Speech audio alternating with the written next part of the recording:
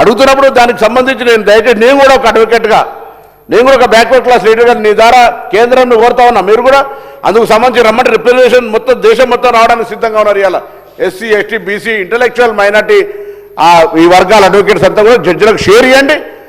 మీరు ఒక స్టాచ్యుటరీ సిస్టాన్ని తీసుకురండి, వాళ్ళకు తప్పకుండా ఇంతమంది రావాలనే విధానం తీసుకురండి. ఎవరు వ్యతిరేకించారు ఈ సమాజంలో? ఈడబ్ల్యూఎస్ తీసుకొచ్చారు 10% ఎవరు వ్యతిరేకించారా? ప్రభుత్వం అనుకున్నాక ఇది బుల్డోజ్ చేసేటువంటి విధంగా నరేంద్ర మోడీ గారు ఆ యొక్క విధానాన్ని నడుపుతున్నారు దేశంలో ఇవాళ.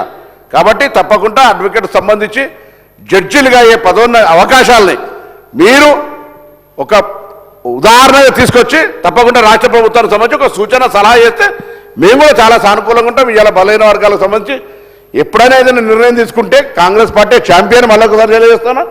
న్యాయపరంగా కూడా అవకాశం వచ్చినాడు రాహుల్ గాంధీ గారు తప్పకుండా భారతదేశ భవిష్యత్తు న్యాయ వ్యవస్థలో ఎస్సీ, ఎస్టీ, బీసీ, మైనార్టీలకు సంబంధించి సమాన అవకాశాలు కల్పిస్తాడు. ఆ విశ్వాసం అందరికీ ఉందనే మాట మీ ద్వారా గౌరవ సభ్యులు తెలియజేస్తున్నాను.